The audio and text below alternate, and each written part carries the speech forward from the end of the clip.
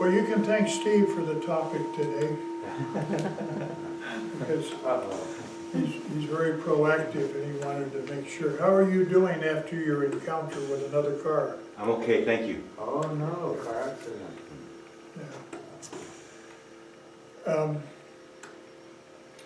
The topic is perception. And it's interesting because Steve has become uncomfortable with that word, perception. And that's because our young monk over here occasionally throws it out because he's making really very good progress as a follower of the Buddha Dharma and as a monk. And he's having lots of what we call openings, where he's seeing behind the facade. Yes, this is the big compliment you get. But he talks to me, because we live together, he talks to me all the time about what's going on, and his path is very straight. He's not having any problems. But what made me think about this was a book that was extremely slanted that we started to talk about. One person's perception of what was going on historically, and it's become a real problem for scholars and educators. I go to lunch every month with a group of older men, most of them older than me, that retired from teaching at Victor Valley College here in our local area. And a couple of them taught history. And what comes up is revisionist history. We're going to go in and we're going to change what happened. And that's because they're going to take their perspective now and apply it to 200 years ago, 300 years ago, 50 years ago. They weren't there, but they're going to take our values now. And we see that in our country, all over the place. People are saying, well, you know, this happened. And one of the things, of course, is the First Nations. I watch what I call the Indian Channel, because it's always got stuff about the Canadian Northwest and America and all the Native American Indians. And I like to say that the only reason they were the First Nation is there was nobody here before them when they arrived. So they didn't have anybody to displace, so they were pretty nice people. Unless you watch the First Nation, and they're very honest about who they are. And so they would go out and push people off of their land so they could get, they're human beings. They did what they did. But the part of perception is that I have a student, and recently this year he said something about he was working on himself because he was very entitled at one time. And I didn't get into it, it was a phone conversation, it just flew through, but it's the first time I ever heard him talk like that. And here's the thing. We have a little one here, so you can answer honestly. Was it ever time for dinner and there was no food in your house? You can answer, you can say yes. There was dinner every time it was dinner time. I couldn't hear. There was dinner every time it was dinner time. You had dinner every time? What about smorgasbord? Well, you got a good mom, so I thought that would probably be the answer. I would have been a little shocked if you'd have said, well, there was a couple times. But I'll tell you what happened to me one time. I was in high school. I was the oldest of four. That meant that I was kind of in charge, you know. And my mom worked. I was raised by women, and my mom was one of those women. My grandmother was the other one. And she always worked. And so sometimes she worked jobs where she got home past dinner time. We lived in New York for a while, and we lived out in the country, and she worked in the city of Saratoga Springs. And so she didn't get home until well after dinner time. So I became an authority on how to open a can of macaroni and cheese or spaghetti, and how to butter bread and put it out for the four of us to eat our dinner.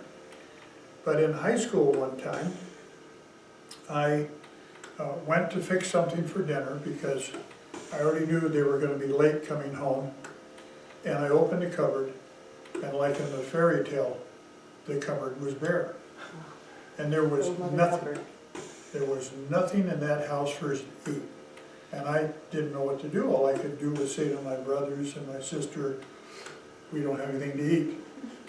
Now, I don't remember whether my mom came home and there was some food in the car. I don't remember that. But I remember the feeling of opening the cupboard because our food was always limited.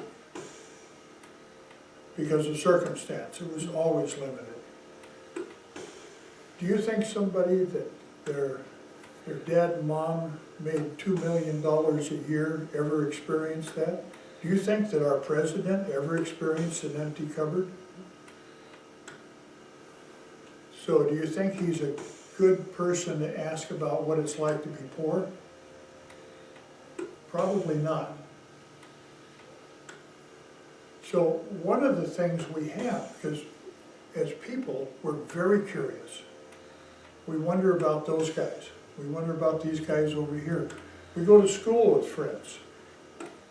And do you ever have to wear, you can again, Mom, your big sister here, do you ever have to wear clothes that she used to wear when she was little?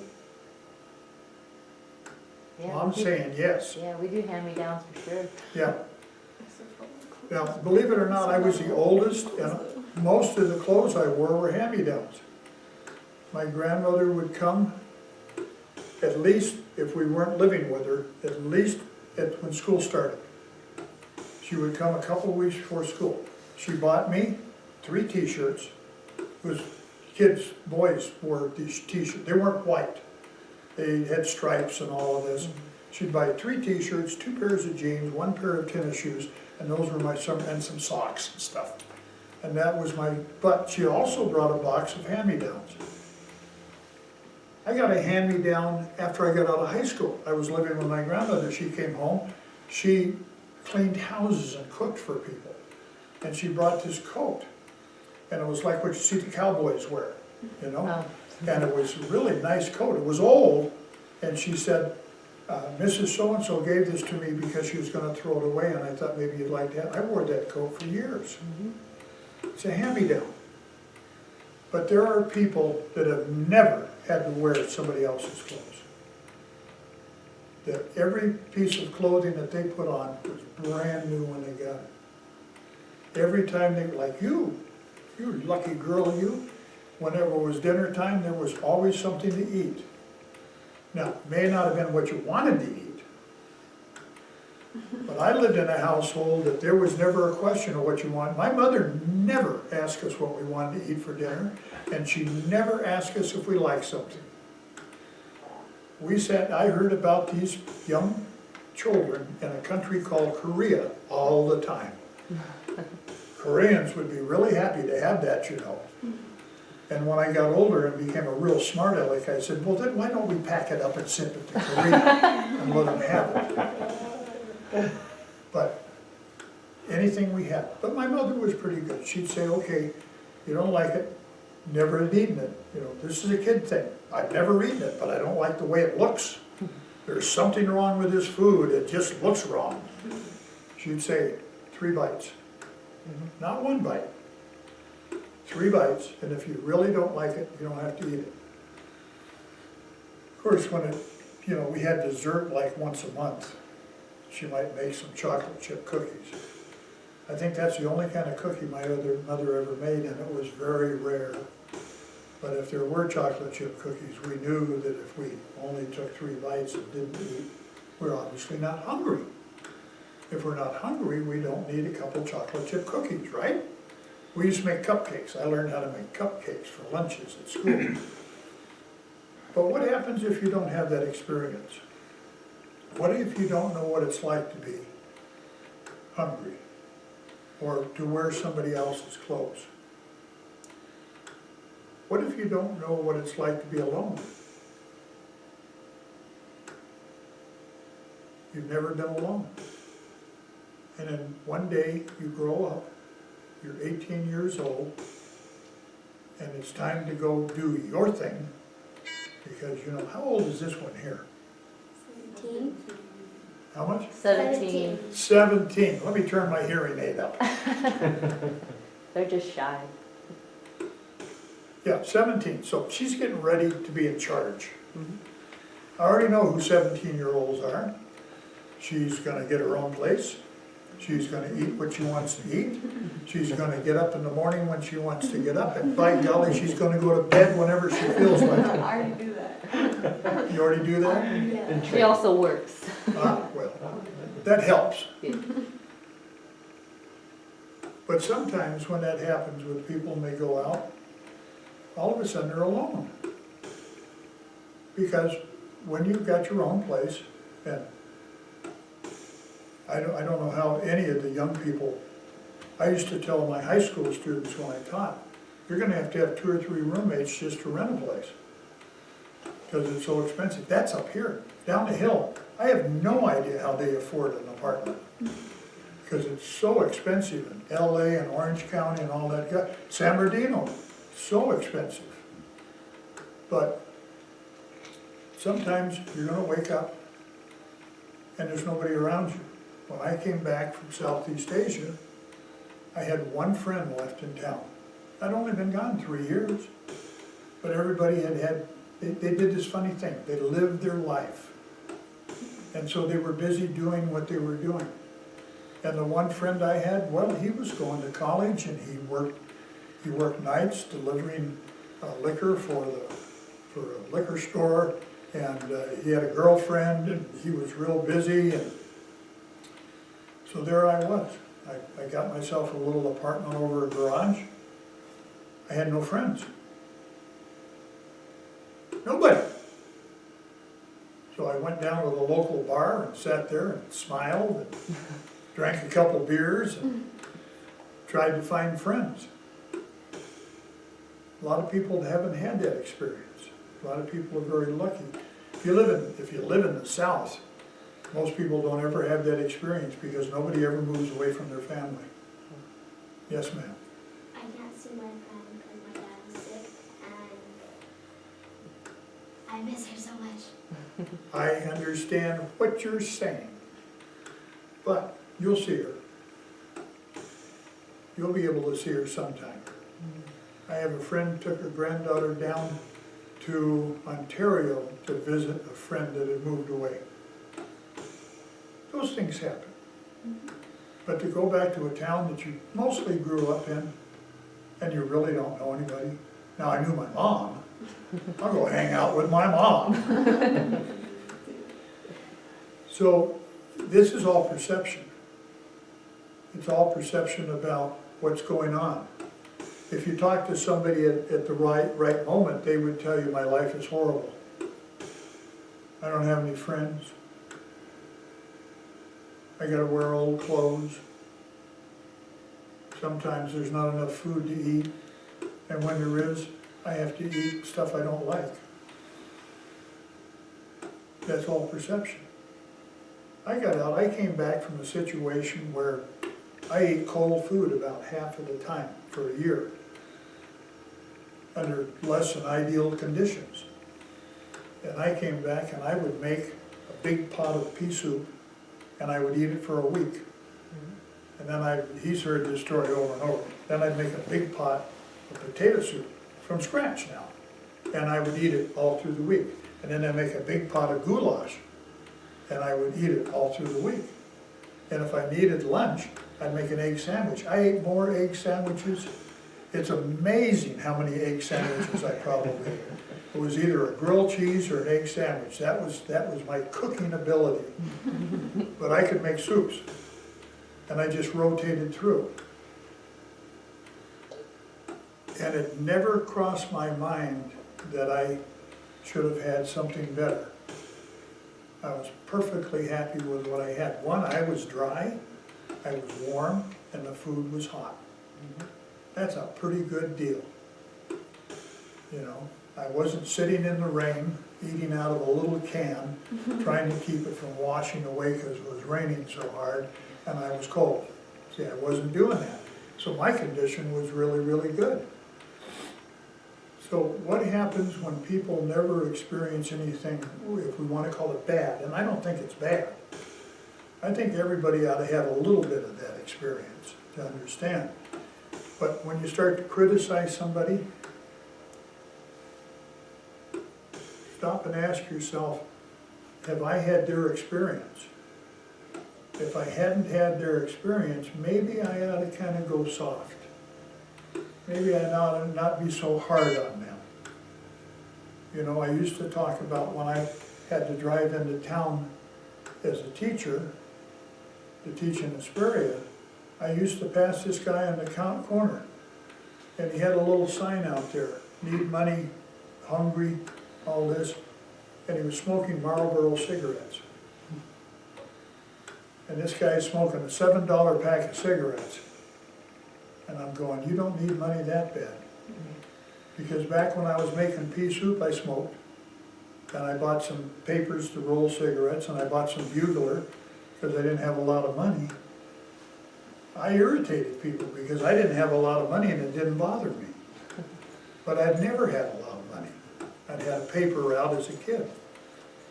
So this perception, if I hold this up, who sees what? If I had each of you draw this, some of you might have really good ability drawing, and some of you might have no ability drawing, but I'm going to tell you, we'd have different pictures. Every picture would be different. Part of it would be where you're sitting. Part of it would be your eyes are different. People think everybody sees the same thing. Nobody sees the same thing. I can give you a test. You can do it yourself. It's good, like that wall over there. That's a good wall to look at. Close one of your eyes. Say, close your right eye and look at it. Okay? Got a picture? Now close your left eye and look at it. Do they look identical? No, they don't look identical. Your two eyes see things just slightly different. Even if your eyesight's really, really good, they'll see colors just slightly differently. And so when you say to somebody, well, you big dummy, didn't you see that? Well, wait a minute, take it easy. Remember, everybody's seeing something different. Where did you put that? I put it right there on the table, didn't you see it? Well, no, because you weren't looking for it. Always remember that our reality is our personal reality that nobody else shares. They can get close. They can get used to you. But they're never going to see things exactly as you see them. Basket, is it 57 varieties of ice cream? Is that Baskin Robbins? I think so, something like that, yeah. Yeah. The first time I walked into a Baskin Robbins, it was in Dallas, Texas. And my dad would go shopping had a second family in Texas. And he'd go shopping every week to buy groceries. And every week I would get a different flavor of ice cream because I thought 57. You know, when I got to coffee ice cream, I discovered I didn't particularly like coffee ice cream. But if we were all the same, if we were all identical, we'd only need one flavor of ice cream, right? We'd only need one kind of clothing. You three ladies are completely dressed differently because you have your own taste, your own preference. So the next time you look at somebody that's dressed goofy, remember that that's just their taste. That doesn't make them bad, and it doesn't make them crazy. It's just that's what they like. That's all. And it's all perception. So we have to be careful how critical we get. I was fortunate enough to work with some very wealthy people. And I taught them meditation.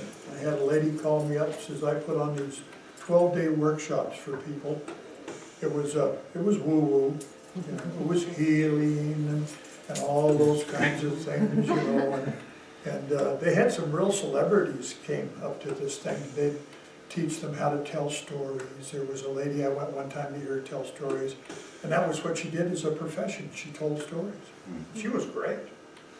And then another dancer came in one day and taught them how to move, which I could have used. I didn't get to see her because I embarrass people when I dance. I always have. And did all of that. Well, she called me and said I was recommended by a friend of mine who was another monk, and, because it was up here. And she said, I'd like you to come and teach meditation in the morning for 1 hour. And I got yelled at the first day because I went more than an hour. Because we got to the end of the hour and I said, well, thank you all for it. And somebody said, well, I have a question, can I? Well, of course. That's my job, answer questions. So it went on for 15, 20 minutes, and she finally said, well, we have to put an end to this.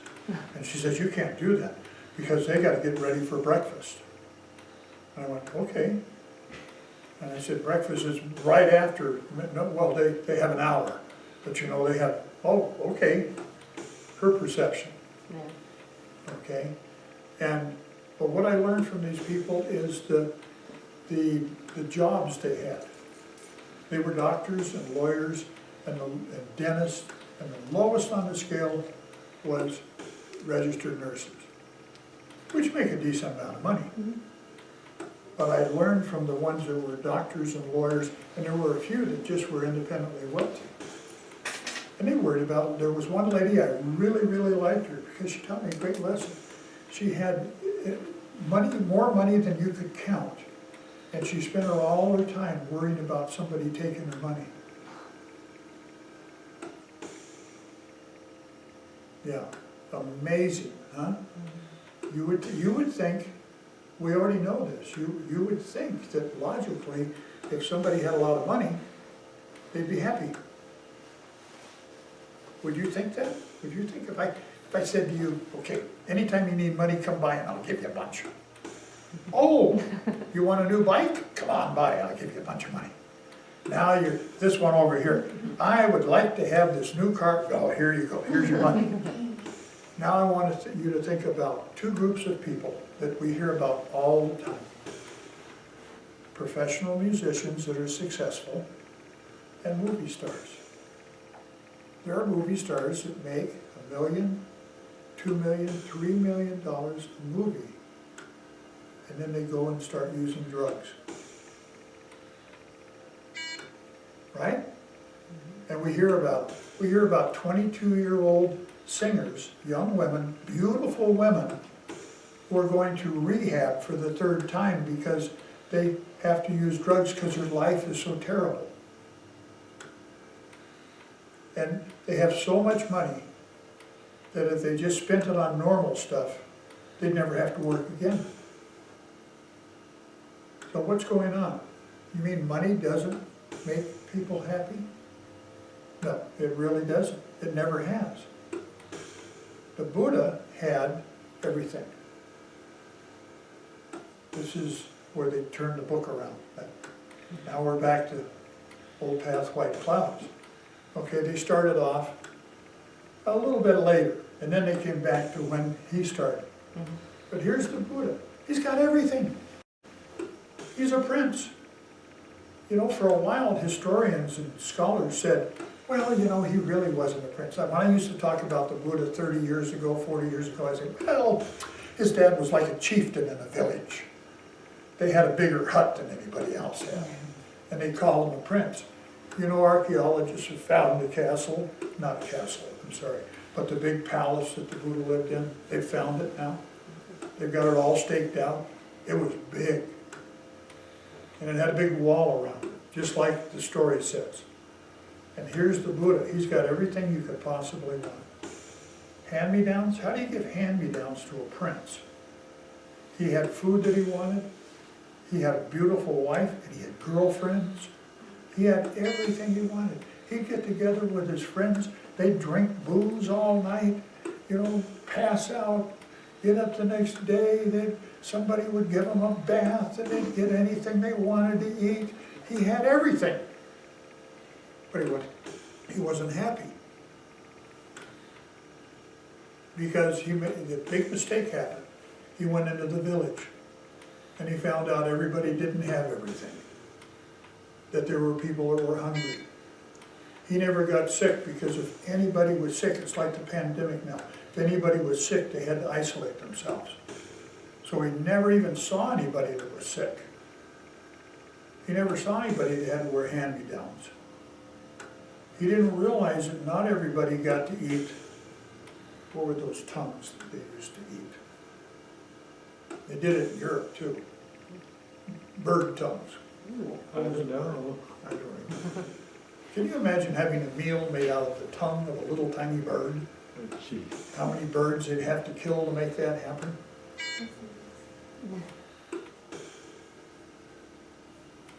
He had everything, and he gave up everything.